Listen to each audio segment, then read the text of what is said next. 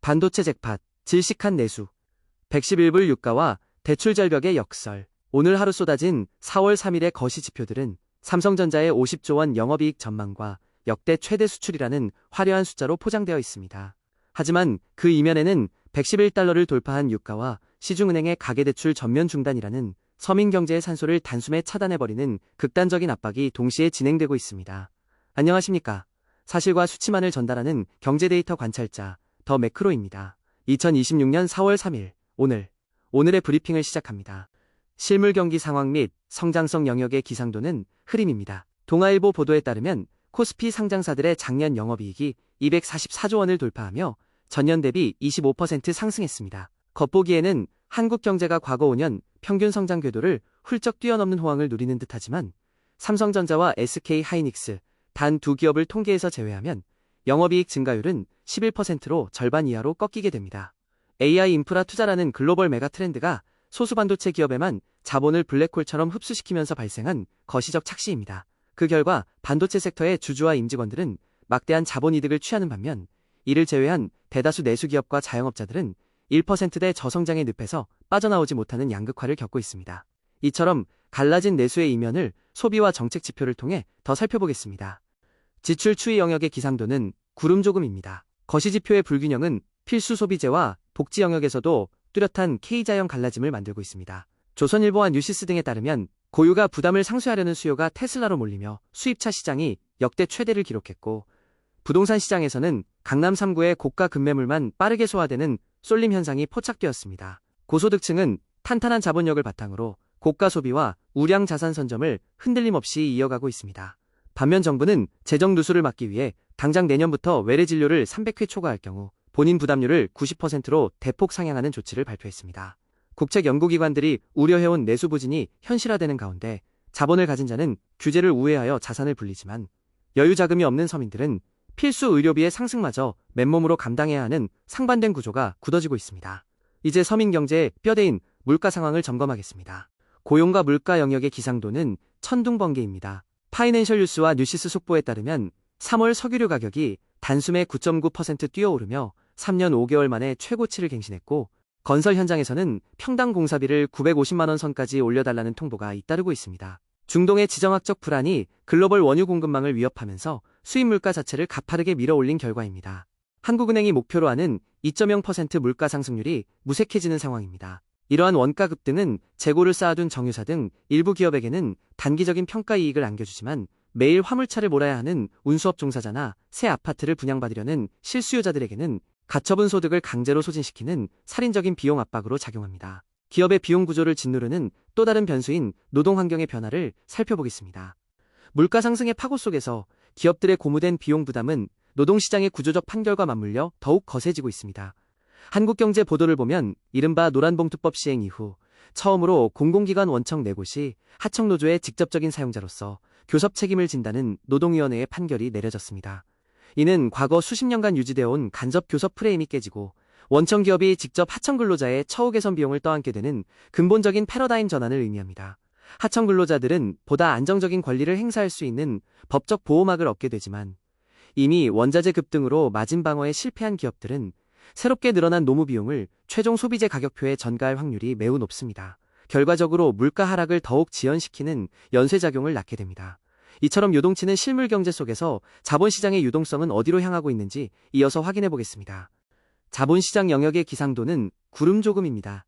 전날 대폭락으로 패닉에 빠졌던 증시가 귀환한 외국인의 대규모 매수세에 힘입어 극적인 V자 반등을 이뤄냈습니다. 오늘 연합뉴스 보도에 따르면 코스피 지수는 무려 12거래일 만에 돌아온 외국인의 8천억 원대 순매수에 반응하며 하루 만에 2.74% 뛰어오른 5,377선으로 마감했습니다. 극강의 변동성 장세 속에서도 스마트머니는 실적이 뒷받침되는 반도체 등 주도주를 놓치지 않고 저가 매수하는 기회로 삼은 것입니다. 롤러코스터 같은 장세의 멀미를 느끼고 시장을 이탈한 개인 투자자들은 손실을 확정지었지만 펀더멘털을 믿고 버틴 자본은 하루 만에 자산 가치를 회복하는 극단적인 수급의 힘이 증명되었습니다. 하지만 장기적 관점의 투자 지표에는 뚜렷한 경고등이 켜져 있습니다.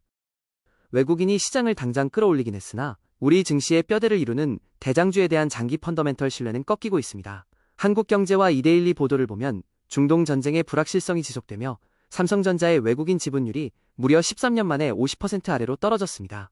반면 해외 주식 양도세 면제 혜택을 주는 RIA 계좌로는 열흘 만에 3억 2천만 달러의 뭉칫돈이 몰려들며 시장에 새로운 숨통을 트고 있습니다.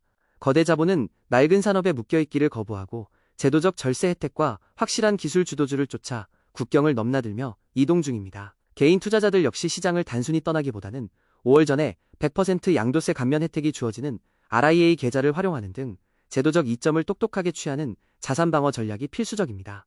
자본시장의 화려함과 철저히 단절된 시중금리와 대출 창구 상황을 보겠습니다. 금융시장 및 통화정책 영역의 기상도는 천둥번개입니다. 자본시장의 일시적 환호와 달리 시중은행의 대출 창구는 굳게 닫히며 서민들의 돈줄이 완전히 말라붙었습니다. 오늘 연합뉴스 속보에 따르면 하나은행에 이어 KB국민은행마저 당장 22일부터 올해 주택구입 목적의 가계대출 실행을 전면 중단하기로 선언했습니다.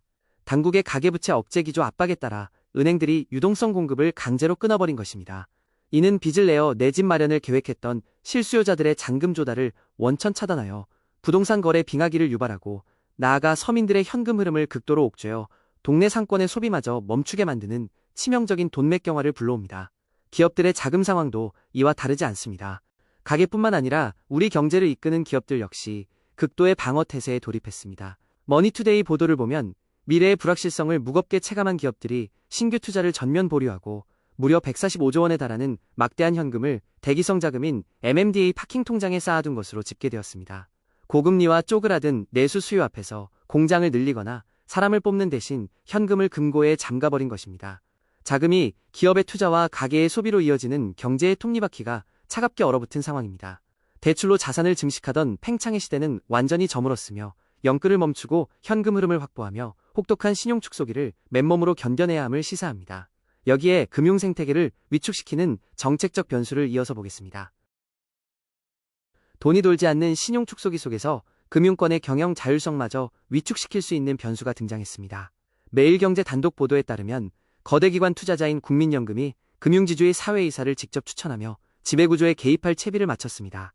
스튜어드십 코드를 앞세워 소유 분산기업의 투명성을 높이겠다는 명분이지만 시장에서는 사실상의 관치금융이 본격화될 수 있다는 강한 우려의 목소리가 나옵니다. 이처럼 정부와 기관의 입김이 강해질수록 금융사들은 수익성을 쫓는 혁신적인 대출 모델보다는 보수적이고 안전한 자금 운용에만 갇히게 되며 결국 그 피해는 대출 문턱을 넘지 못하는 서민과 한계 기업에게 고스란히 돌아가게 됩니다. 마지막으로 경제의 방어선인 외환시장과 대외환경으로 넘어가겠습니다. 대외환경 영역의 기상도는 천둥번개입니다. 글로벌 무역과 에너지 환경이 동시에 최악의 국면으로 치닫고 있습니다. 매일경제 속보 등에 따르면 미국이 한국산 가전제품에 25%의 막대한 관세를 기습 부과한 데 이어 이란이 호르무즈 해협 통행료를 강제 징수하면서 서부 텍사스 산원유 WTI가 배럴당 111달러를 돌파하는 초유의 사태가 벌어졌습니다. 삼성전자가 1분기에만 50조 원의 반도체 영업이익을 내며 이 충격을 간신히 방어하고 있지만 글로벌 공급망이 찢어지고 에너지 가격이 폭발하는 전형적인 스태그플레이션 초기 증상이 나타나고 있습니다. 이러한 외부 충격은 독자적인 해외 생산 기지를 갖춘 극소수의 대기업에게는 타격을 우회할 기회를 주지만 원자재를 전량 수입해 완제품을 만들어 파는 대다수 내수 중소기업들에게는 영업 마진을 완전히 증발시키는 사형 선고와도 같습니다. 이 충격파가 고스란히 묻어나는 외환시장을 봅니다. 환율 및 대외환경 영역의 기상도는 천둥번개입니다. 무너지는 대외환경을 방어하기 위해 국가의 핵심 방어망마저 빠르게 소진되고 있습니다. 한국경제 보도를 보면 원달러 환율의 심리적 마지노선인 1,505원을 방어하기 위해 거시당국이 시장에 개입하면서 불과 한 달 새 40억 달러의 외환 보유액이 허공으로 증발했습니다. 천문학적인 달러를 태우고도 1,500원대의 고환율이 뉴노멀로 굳어지는 구조적 위기 상황입니다. 이러한 초강달러 현상은 해외에서 달러로 대금을 결제받는 대기업의 장부상 환차익은 극대화하지만 111달러에 달하는 원유를 수입해야 하는 정유사와 물류업계, 그리고 최종적으로 밥상 물가를 감당해야 하는 서민 가게의 실질 구매력을 바닥까지 긁어가는 극단적인 부의 이전을 초래합니다. 이제 오늘 쏟아진 지표들을 종합하여 브리핑의 결론을 맺겠습니다. 마크로 인사이트 영역의 기상도는 흐림입니다.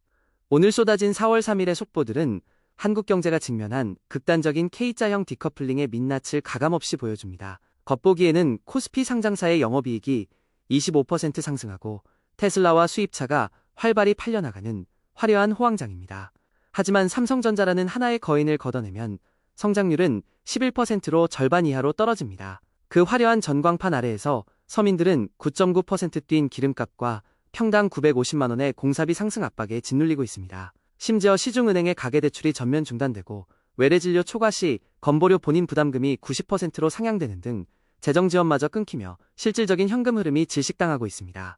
거시지표의 잭팟과 서민 지갑의 마이너스가 공존하는 철저한 각자도생의 구조적 냉각기입니다.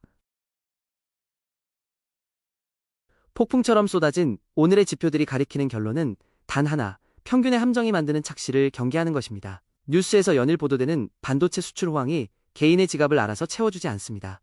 111달러의 고유가와 1,500원대 고환율이 고착화되는 환경에서는 당장 차량 이부제 등 일상적인 에너지 비용 통제가 생존의 필수 조건으로 자리 잡았습니다. 변동성 장세 속 자산 방어를 위해서는 스마트머니가 이동하는 RIA 계좌의 절세 혜택을 영리하게 활용하고 전쟁발 물가 상승, 워플레이션에 대비한 원자재와 우량 주도주로 포트폴리오를 압축하는 전략이 요구됩니다. 무려 145조 원의 막대한 현금을 파킹 통장 MMDA에 가둬버린 대기업들처럼 섣부른 자산 팽창 영끌을 멈추고 각자의 현금 방어선과 실질 구매력을 그 어느 때보다 보수적으로 지켜내야 할 시점입니다. 이상으로 브리핑을 마칩니다.